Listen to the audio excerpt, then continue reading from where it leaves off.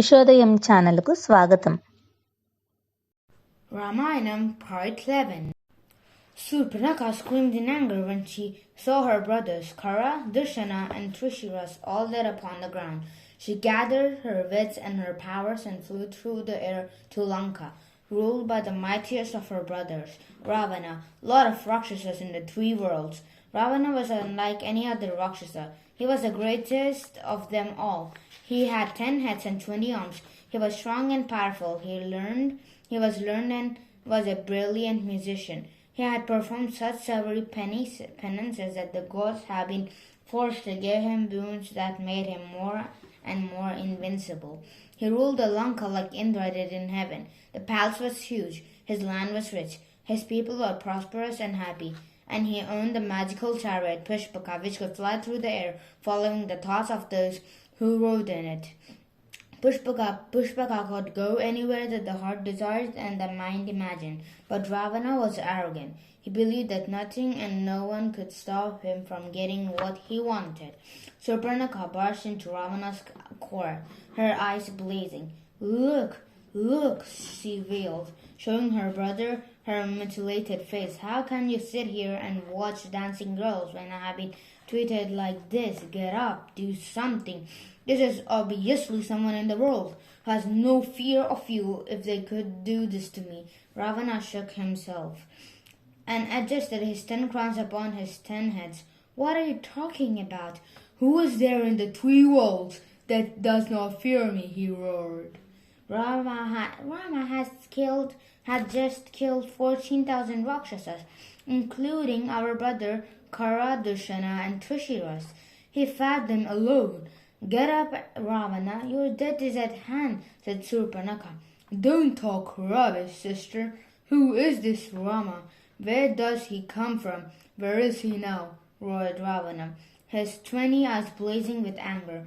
Rama is the princess of Ayodhya.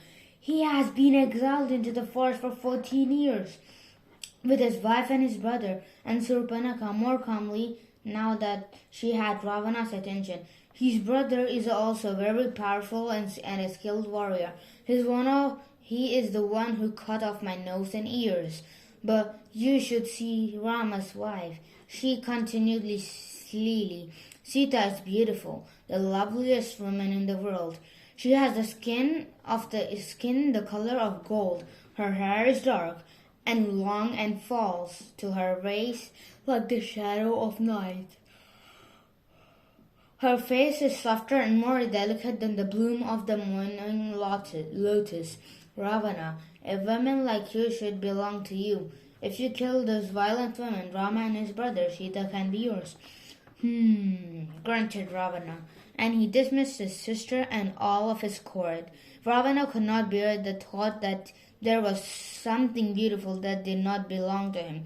His palace was already filled with the finest woman in the three worlds, the daughter of gods, of Daitas and Danavas, and Gandharvas and Uragas and Pannagas. There's always room for one more, he thought himself, as he summoned Pushpaka and told the magical chariot to take him to the uncle Maricha.